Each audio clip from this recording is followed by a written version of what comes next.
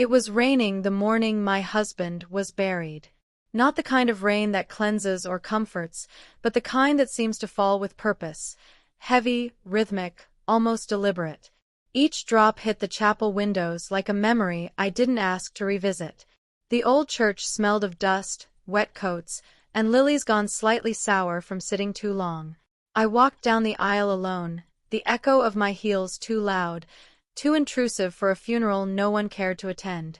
The pews stretched before me, rows and rows of polished wood, all empty. I remember counting them once years ago, when this same church was filled with laughter. Our wedding had been here. The air had smelled of jasmine and new beginnings. But now, it smelled like endings. The coffin was centered beneath the dim light that flickered every few seconds, like even the electricity was reluctant to stay for him. Thomas's name was engraved on a brass plate. Thomas W. Hale, 1956 to 2024. 68 years. 32 of them with me. The priest nodded politely when I arrived, his face practiced, solemn in a way that felt professional. He didn't know Thomas, not really. He was just here because someone had to speak words over a man whose actions had silenced everyone else. "Would you like a moment before we begin, Mrs. Hale?" he asked softly. I nodded, but my throat refused to answer. My eyes drifted to the front pew, two spaces that should have been filled. My children's names whispered in my chest like a prayer that had stopped being holy a long time ago. Michael and Sarah. Neither came. Michael had called the night before, his voice sharp and hollow. "He wasn't a good man, Mom. I can't pretend he was." And Sarah, she didn't even call. Just a text. "I hope you find peace." Peace. As if peace were something you could order in flowers and black dresses. I sat in the first pew, hands folded, trying to remember if grief was supposed to feel this quiet. The priest began to speak, verses about forgiveness, redemption, eternal rest, but they slid off me like rain off glass. My eyes stayed fixed on the coffin. The wood was dark cherry, polished to perfection, just the way Thomas would have liked it. Appearances mattered to him. Even in death, he managed to look composed. But beneath that glossy surface lay a man who had left ruin behind, emotional debris scattered across 3 decades of my life. As the priest's words blurred into a low hum, my mind drifted, not backward exactly, but sideways into fragments. The night I stayed up waiting for him, watching the clock tick past midnight. The faint scent of perfume on his coat, not mine. Not the kind I wore. The way he'd smiled when I asked about it. That thin, careful smile that said, "You're imagining things again, Evelyn." I used to believe that love was a kind of blindness, that to love deeply meant to overlook, to forgive, to endure. But sitting there, watching the rain stain the stained glass windows, I realized love had never been blind. I had closed my own eyes. The priest's voice trembled slightly as he said, "He will be remembered as a devoted husband and father." My lips twitched into something that wasn't a smile. Remembered by whom? Not Michael. Not Sarah. And certainly not me. Devoted. The word echoed like mockery. When Thomas first died, sudden heart failure, they said, I thought I'd feel something. Shock. Sadness. Anger. But instead I felt stillness, as if the storm had finally stopped after years of thunder. The silence wasn't grief. It was relief, dressed in black. I thought maybe his death would draw our children closer again, that even if they hated him, they might come for me. But no. The absence of their faces was louder than any organ hymn. The priest motioned for me to stand as the final prayer began. My knees trembled slightly, but not from sorrow. It was exhaustion. Decades of pretending. Decades of carrying a marriage that had already died long before the man inside that coffin did. When it was over, I walked slowly to the front. My reflection rippled faintly on the polished lid, my gray-streaked hair, my lined face, my black gloves clutching the bouquet of lilies I hadn't wanted to bring. I placed one on top of the coffin. Just one. The rest I dropped into the vase at the altar, where forgotten flowers went to wilt. For a long moment I just stood there, listening, waiting for something. Maybe a whisper from the past, maybe forgiveness, maybe nothing at all. And then I said it. Quietly, almost kindly. You took everything from me, but I'm the one who buried you. It wasn't anger in my voice. It was truth. The rain outside grew heavier, pressing against the chapel walls like it wanted in. The priest waited respectfully by the door, but I didn't move. I needed one last moment, not with him, but with myself. I touched the side of the coffin, the cool wood under my fingertips, and remembered all the ways he had touched my life, each one a bruise that had taken years to fade. Thomas Hale, my husband, my betrayer, my undoing. And now, finally, my past. As I turned to leave, the lights flickered once more, a final, reluctant goodbye from a room that had seen too much. Outside, the rain welcomed me like an old friend. I walked down the steps, each one lighter than the last. For the first time in years, I didn't feel watched, measured, or judged. Just alone and free. The car waited by the curb. I hesitated before getting in, glancing back one last time at the church's dark doorway. Somewhere inside that coffin lay a man who had owned my story for too long. Now, I thought, closing my umbrella against the wind, it's mine again. They say we fall in love the same way we fall asleep, slowly and then all at once. For me, it started on a humid July evening 33 years ago, when Thomas Hale smiled at me across a crowded community fundraiser in our small town. I was 24, shy, recently graduated, still living with my parents. He was 32, confident, composed, already wearing the kind of tailored suit that made everyone else look underdressed. He was the kind of man people trusted instantly. He had that practiced charm, firm handshake, eye contact that lingered just long enough, and a voice that sounded like certainty. When he asked if I'd like to join him for dinner, I said yes before I even thought about why. At dinner, he listened more than he spoke. Or maybe he just made it feel that way. I told him about my dreams, wanting to open a small art gallery, maybe teach someday. He smiled and said, "You've got the kind of soul that makes a house feel like home." That line. I carried it like a promise. We married less than a year later. My parents worried, said he seemed too polished, too sure of what he wanted. But I thought they just didn't understand love the way we did. I thought I was building forever. Our wedding took place in the same chapel where I'd later bury him. I remember the light filtering through stained glass that day, soft gold and rose. My dress smelled faintly of lavender from the sachets my mother had tucked into the box. When I said my vows, my voice trembled, but my heart believed every word. Thomas kissed me like a man sealing a deal. Our first house sat on the edge of town, white shutters, a manicured lawn, and a porch swing that creaked when the wind blew. He used to come home in crisp shirts, his tie loosened, and kiss me on the forehead before asking, "What's for dinner, sweetheart?" It sounded tender at first, but over time, I realized it wasn't a question. It was a routine.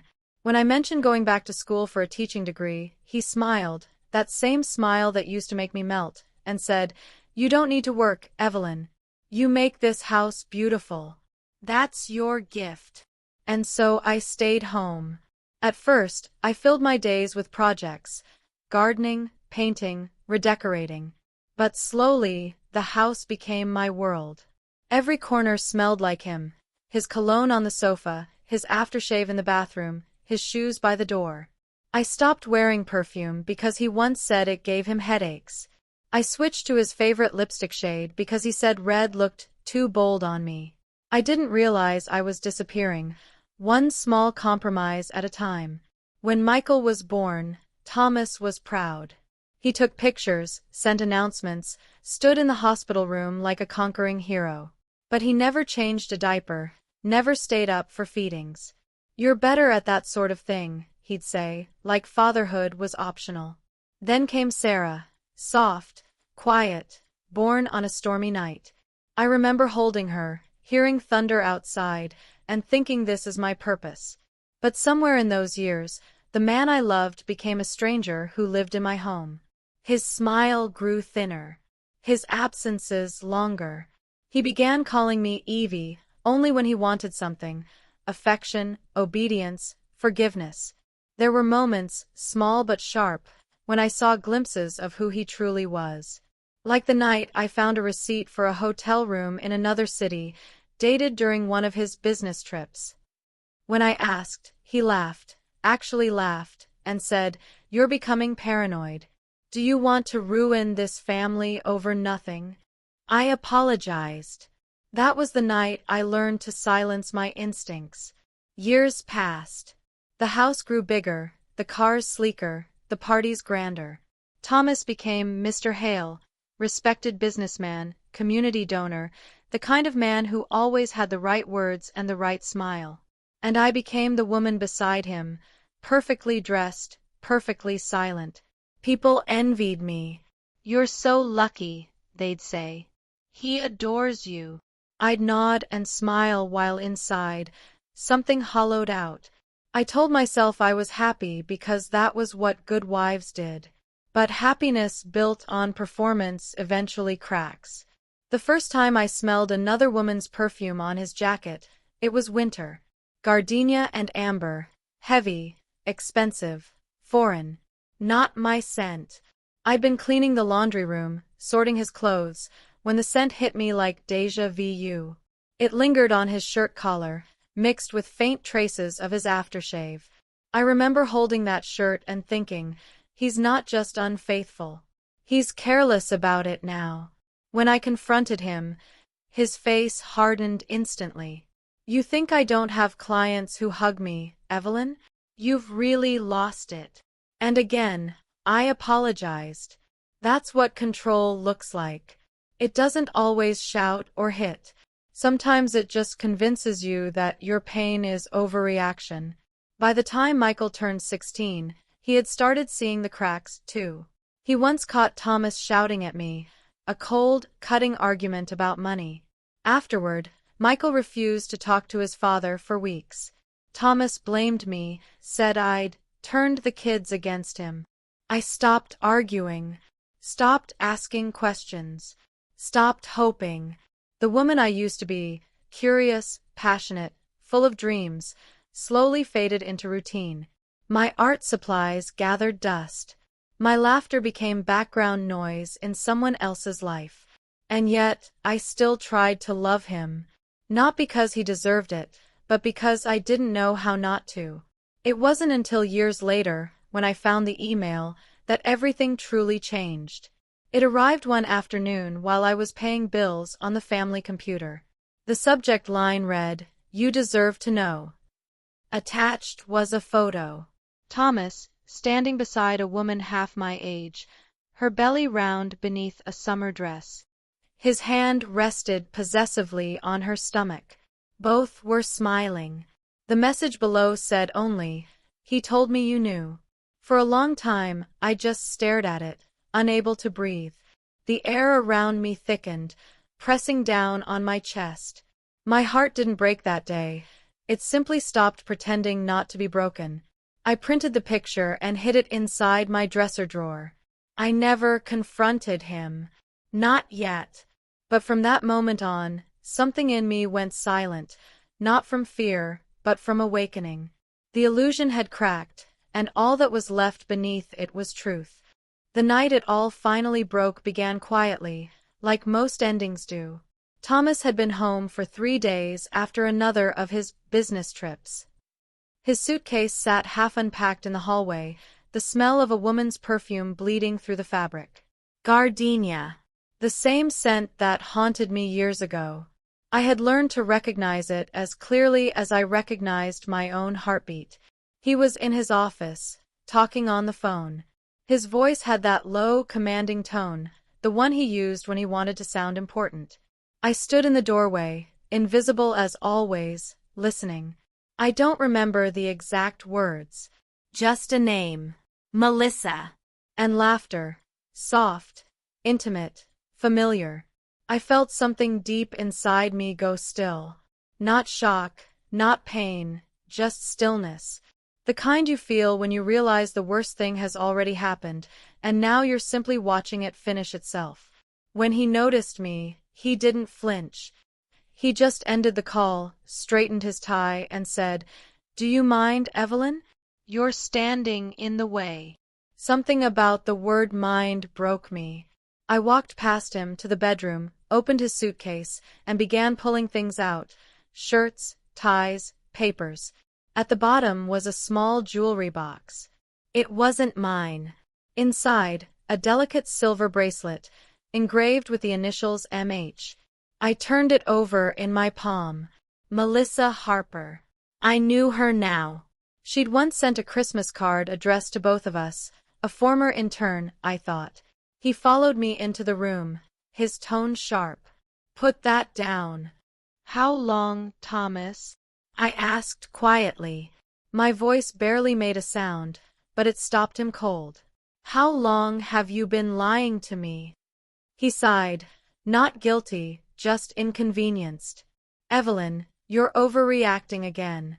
That bracelet isn't what you think it is." I laughed. Not a real laugh. Something brittle and hollow. "You've been saying that for 20 years. About the perfume, the receipts, the trips. Tell me, Thomas, what is it this time? A charity gift? A business expense?" He crossed his arms, his jaw tightening. "You've never understood how much pressure I'm under. You've never appreciated what I've done for this family." That word again. Family. The same shield he always hid behind. I threw the bracelet at his feet. "You mean your family? Or the one you built with her?" His eyes flashed. "Watch your mouth." And then, the words I'll never forget. "She's pregnant, Evelyn.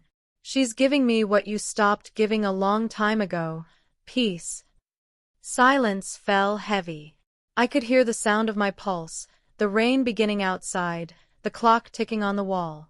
Something inside me cracked, clean and final. I felt my hand grab the glass vase from the dresser before I even decided to. It shattered against the wall behind him, sharp, glittering pieces raining down like fragments of my reflection. He didn't flinch. He just stared, a cruel smirk twisting his face. "You see, this is why. You've become pathetic." I wanted to scream, to throw every memory we ever had out the window. Instead, I whispered, "Get out." He stepped closer. "This is my house." That was the moment I realized I had nothing left, not even the walls around me. Sarah came to the doorway, her eyes wide, her hands trembling. "Mom," she whispered. Behind her, Michael appeared, older now, hardened.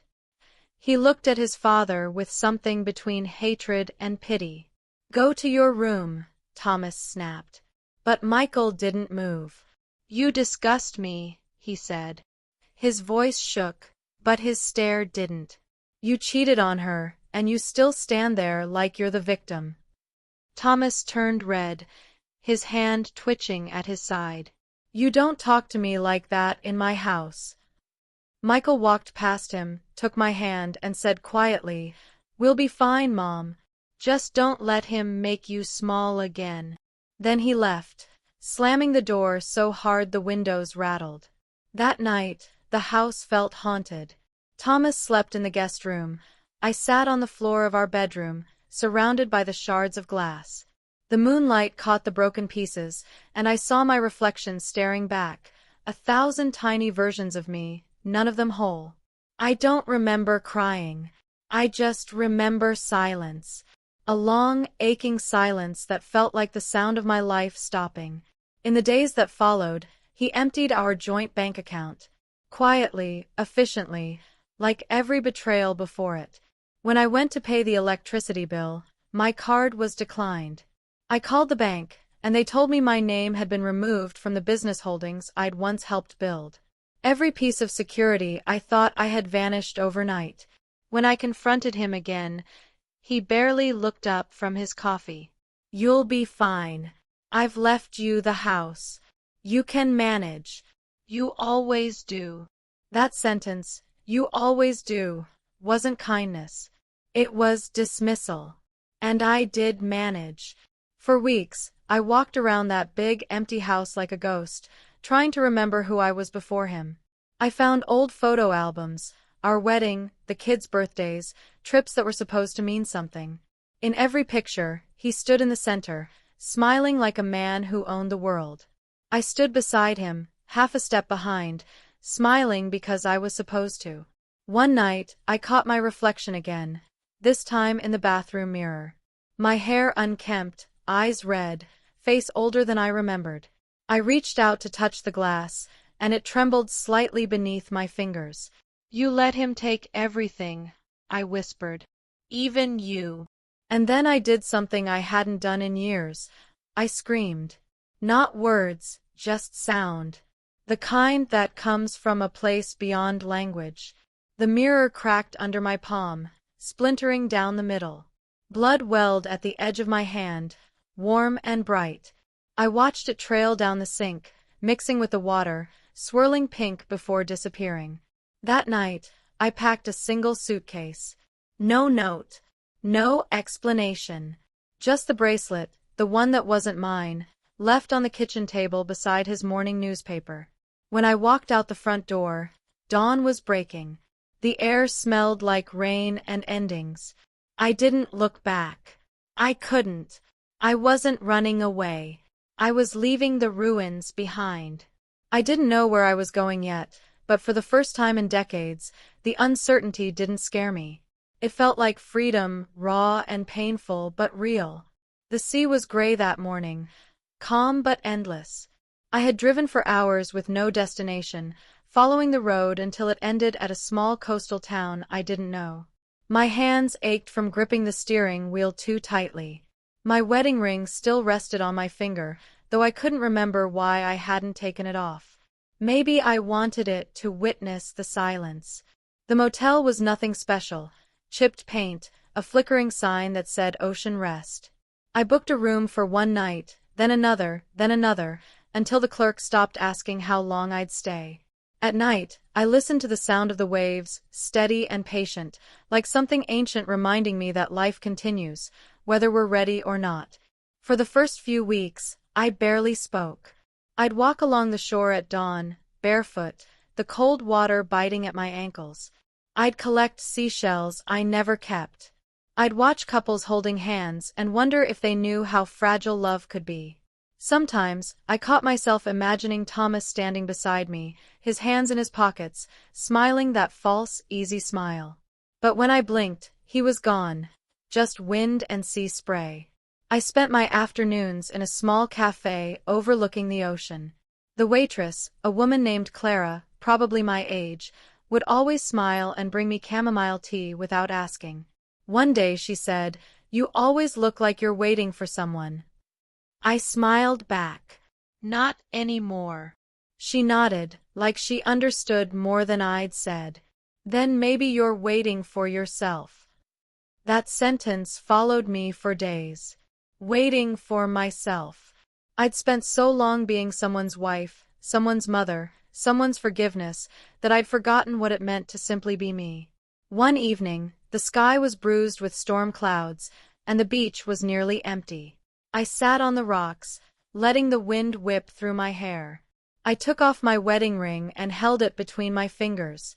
It caught the dying light, a tiny, cruel star.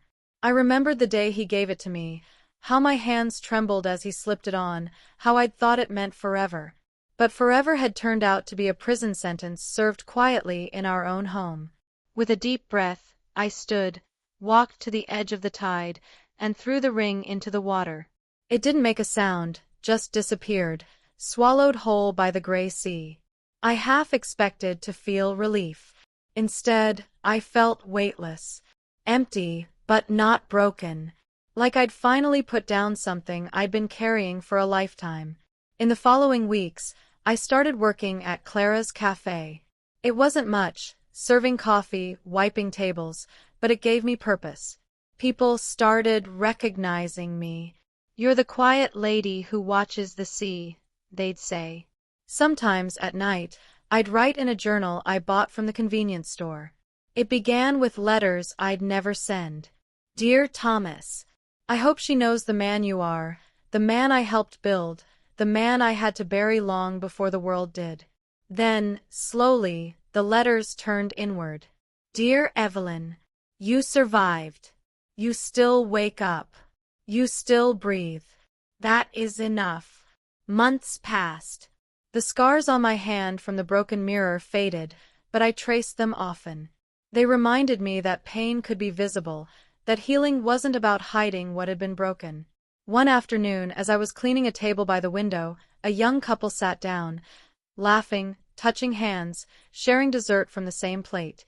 I caught my reflection in the glass and almost didn't recognize the woman staring back. My hair had grown out, streaked silver. My eyes were softer. For the first time, I didn't see a widow or a victim. I saw a woman who had lived through a storm and learned to stand again. Later that evening, Clara invited me to a bonfire on the beach. Locals gathered, music played, children ran along the sand. I stood at the edge of the firelight, unsure if I belonged, until a small girl tugged on my sleeve. "You look sad," she said. I smiled faintly. "I'm not sad anymore. Just remembering." She handed me a seashell. White, smooth, perfect. "Then take this. 4 new memories." I kept it. When the fire burned low, I sat by the waves again. The stars were scattered like shards of hope across the dark water. For the first time in years, I prayed, not for forgiveness, not for him, but for peace.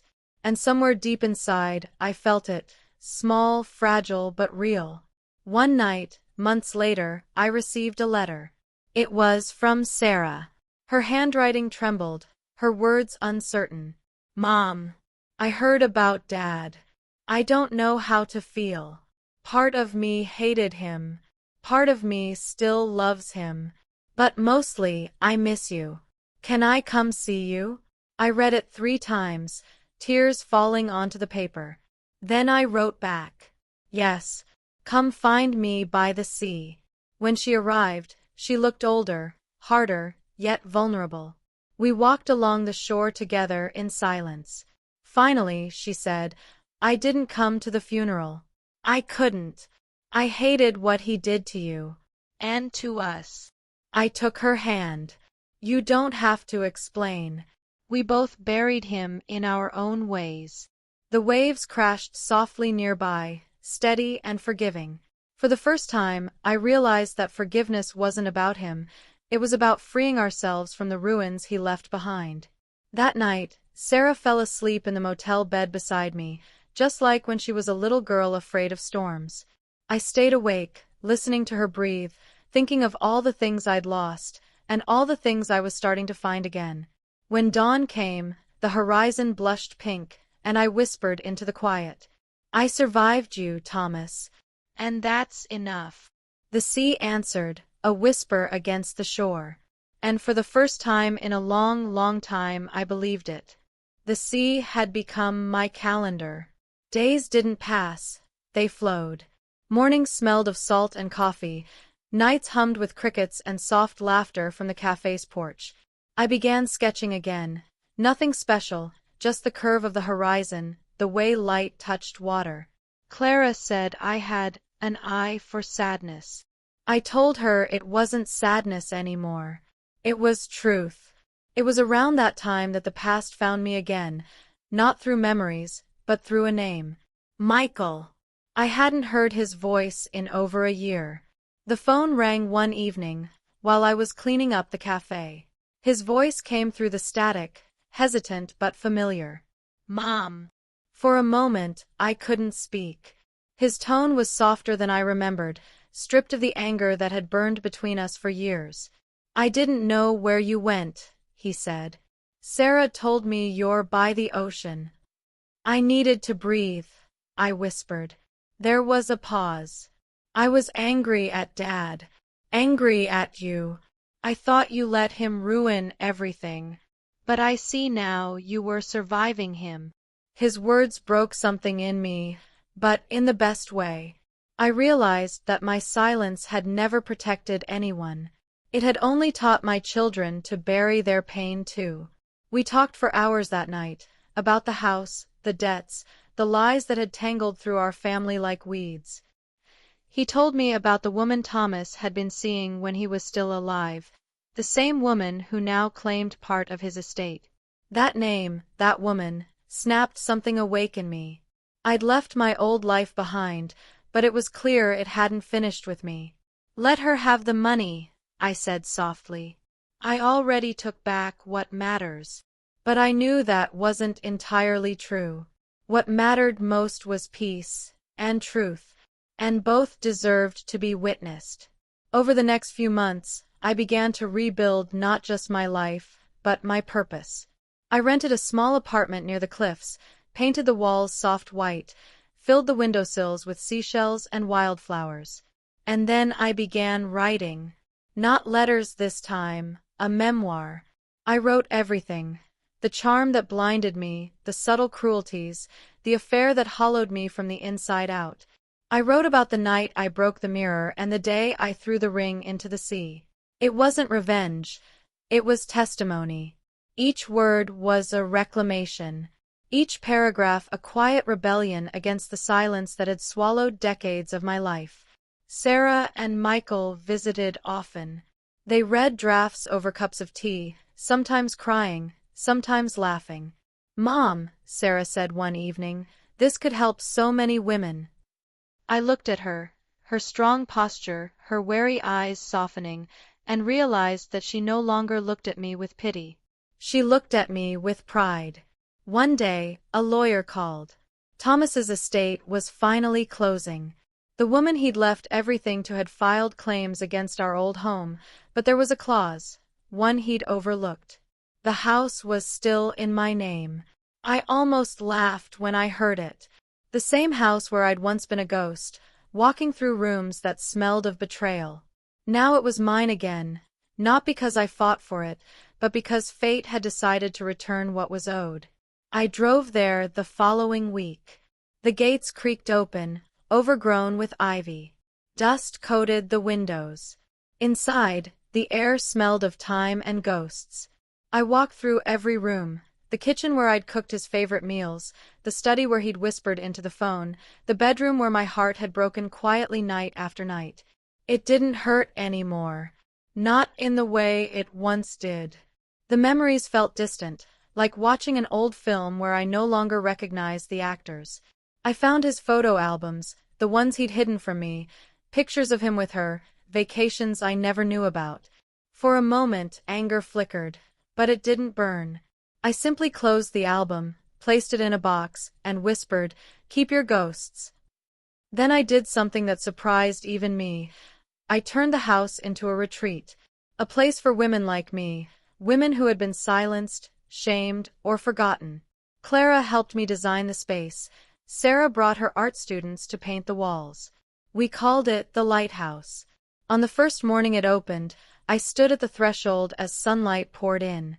A group of women sat in a circle, sharing coffee and tears, each telling stories that sounded painfully familiar. When my turn came, I said, "Once upon a time, I believed love meant staying. Now I know love sometimes means leaving." They nodded. Some smiled through tears. And for the first time, I wasn't just telling my story, I was living its lesson. I started wearing perfume again, the same scent I'd stopped using years ago because Thomas said it was too bold. The first time I sprayed it, it felt like reclaiming a forgotten version of myself, the woman who used to dance barefoot in the kitchen before the world told her to be quiet. The cafe, the sea, the retreat, they became my trinity of rebirth. One evening, while cleaning out a storage closet at the house, I found a locked drawer in Thomas's old desk. The key was still in the handle. Inside were letters, not to me but to her. To the other woman. I almost didn't read them, but curiosity won. They were filled with the same words he'd once written me. You make me feel alive. You understand me. I was never truly myself until you. I felt no rage. Only clarity. He had never known how to be whole, so he took pieces of everyone who loved him. I didn't keep the letters. I burned them in the fireplace, watching the paper curl into ash. As the smoke rose, I whispered, "You don't get to live rent-free in my story anymore." That night, the sky opened, rain against glass, thunder distant. I stood at the window of the lighthouse, perfume still lingering on my wrist, and thought of how far I'd come from that empty chapel. Freedom, I realized, wasn't a door that suddenly opens. It's a long walk through fire, through loneliness, through the echo of everything you thought was forever. But when you finally reach the other side, you don't recognize yourself, because you've become someone stronger, quieter, unbreakable. It had been 2 years since the funeral when the call came. "Mrs. Hale," the voice on the other end said. "I'm sorry to inform you, your husband's estate is under legal dispute again. His former partner has filed for access to the retirement funds. We'll need your signature to finalize the closure." For a long time, I said nothing. Then quietly, "Send me the papers." After I hung up, I stood by the window of the lighthouse, watching the women below painting seashells with the children from the village. Laughter floated up with the sea breeze, light, effortless, something I'd once believed I'd never hear again. The past was trying to reach me again. But this time, I wasn't afraid to answer. I packed the old leather bag that had followed me through every phase of my life: marriage, escape, survival. Inside, I slipped a single item: the photograph of me and Thomas from our wedding day. He was smiling. I was radiant and naive. It no longer hurt to look at. When I arrived in the city, the noise felt foreign. The people moved too fast, their eyes too busy. The lawyer's office was on the 15th floor, sterile and glass-walled. As I signed the last of the documents, he asked gently, "Would you like to see the safe deposit box? It contains some of Mr. Hale's personal effects." I hesitated, then nodded. Inside the small metal box lay a few cufflinks, his old watch, and an envelope with my name written in his handwriting. It felt like holding a ghost. I sat in the quiet corner of the bank and opened it. "Evelyn, if you're reading this, I suppose I'm gone. I don't know what to say that could make sense of everything. I loved you, in my own way. I was weak, selfish, and afraid of the emptiness you always seemed to fill so easily. I hope you find peace, even if I never gave it to you. No apologies. No confessions. Just words trying to rewrite history." I folded the letter, placed it back in the envelope, and whispered, "You never knew peace because you never knew yourself." Then I left it behind, in the cold belly of that box, where it belonged. Outside, the wind tugged at my coat. Across the street stood the church where we'd been married 33 years earlier. Without planning to, I walked toward it. The doors were open. The air inside smelled of wax and memory. I sat in the same pew where I'd once said my vows. The stained glass light fell across my hands, soft and fractured.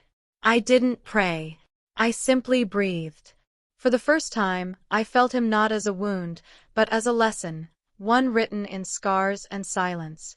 When I stepped outside, a familiar voice called my name. It was her. The woman he'd left me for. She was thinner now, her hair streaked gray, her eyes tired. For a moment, we stood across from each other, strangers bound by the same mistake. "I thought I'd see you here," she said softly. "Why?" "Because you're the only one who really knew him." I smiled faintly. No one really did. Not even him. She looked down. "He promised me everything, but he took more than he ever gave." "I know," I said. "He did the same to me. But we both survived him. That's what matters." Her eyes glistened. I'm sorry, Evelyn. For all of it. I nodded. So am I. There was nothing else to say. No anger left, no satisfaction in her remorse, only the quiet acknowledgement that we had both been trapped in the same storm. As she walked away, I felt an unexpected sense of compassion, not for her, but for myself. For the woman I'd been when I still believed love meant surrender. That night, I returned to the sea. The air was cold, the waves restless. Sarah and Michael met me there, standing side by side. "Are you sure you want to do this?" Sarah asked. I nodded. It's time. In my hand, I held Thomas's ashes, the last physical trace of him I'd kept. For years, they'd sat in the corner of the chapel where no one visited. I hadn't known what to do with them until now. We stood in silence as I opened the urn. The wind caught the first handful, scattering it into the air. The rest followed, soft gray dust carried into the horizon. He became part of the same sea that had held me through every sleepless night, every tear, every small rebirth. "Goodbye, Thomas," I whispered. "You no longer belong to me, or to my story." Michael placed his hand on my shoulder. "You did it, Mom." I smiled. "No, we did. We lived." The three of us stood there until the tide came in, washing over our feet. The waves whispered like forgiveness. That night, after they went to bed, I sat alone on the porch of the lighthouse. The moon was full, bright against the dark sea. I poured myself a glass of wine and opened my journal, the same one that had once been filled with letters to a ghost. This time, I wrote to someone else. "Dear Evelyn, you kept your promise. You didn't just survive, you became. You learned to turn pain into purpose, loss into light. You've built something out of ruins, and now you get to rest." I set the pen down and looked out toward the horizon. Somewhere beyond it, the past had dissolved, and in its place, peace had taken root. I thought of the first day I sat alone in that empty chapel, whispering to his coffin, "You took everything from me, but I'm the one who buried you."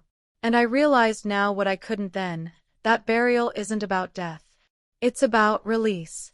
The house, the sea, the children, the women who came seeking refuge, they were all parts of the same truth, that love doesn't die when it's betrayed. It transforms, finding its way back to the one who needed it most. The next morning, I stood by the shoreline again. The sun was rising, the water calm and silver. I could see my reflection in the tide, older, wiser, softer. I pressed the seashell that little girl had given me months ago into the wet sand, a token of where I'd been. Then I turned away and began to walk, toward the cafe, toward the day, toward the quiet, extraordinary life I had built from the ashes. Behind me, the waves erased my footprints, carrying my old name, my old pain, into the deep. Ahead of me, the sky opened wide. And I smiled. Because at last I was free.